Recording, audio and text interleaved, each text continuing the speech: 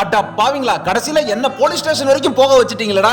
அதாகப்பட்டது என்ன நடந்துச்சுன்னா, எங்க அம்மாவுக்கு சரியா ஒரு மாசத்துக்கு முன்னாடி ஒரு கால் வந்துச்சுங்க. அதுல பேசின ஒரு லேடி ஒருத்தவங்க, நாங்க ஸ்ரீஜா மேட்ரிமோனி திருச்சில இருந்து கால் பண்ணிருக்கோம், உங்க பையனை கட்டிக்கிறதுக்கு 6 பொண்ணு வீட்டுக்காரங்க தயாரா இருக்காங்க, உடனே நீங்க 1000 ரூபாய் பணத்தை கட்டி அந்த 6 பொண்ணு வீட்டு ஜாதகத்தையும் வாங்கி இமீடியட்டா உங்களுக்கு தேவையான பொண்ணு வீட்டு ஜாதகத்தை எங்கள்கிட்ட சொல்லி அடுத்த முகூர்த்தத்திலே கல்யாணம், அதுக்கு அடுத்த முகூர்த்தத்துல நீங்க ஹனிமூனே அனுப்பிச்சிடலாம் அப்படின்னு சொல்ல எங்க அம்மா அவசரப்படுத்தி பணத்தை கட்ட சொல்ல நானும் கட்ட, கடைசியில பார்த்தா உரிக்க வெங்காயம் உள்ள ஒண்ணுமே இல்ல. ஸ்ரீஜா மேட்ரிமோனி லேடி சொன்ன மாதிரி அந்த 6 பொண்ணு வீட்டுக்காரங்க ஜாதகத்தையும் எனக்கு அனுப்பல. அவங்க கொடுத்த யூசர் நேம் பாஸ்வேர்டை வச்சு அவங்க வெப்சைட்ல போய் செக் பண்ணா, நீ கதறியே கேட்டாலும் சரி உள்ள பொண்ணு வீட்டுக்காரங்க கான்டாக்ட் நம்பர் இருக்காது, டீடைல்ஸ் இருக்காது. அதை வாங்குறதுக்கு நீங்க அவங்கள தான், அதாவது ஸ்ரீஜா மேட்ரிமோனி தான் தொடர்பு கொள்ளணும். அவங்க போனும் எடுக்க மாட்டாங்க.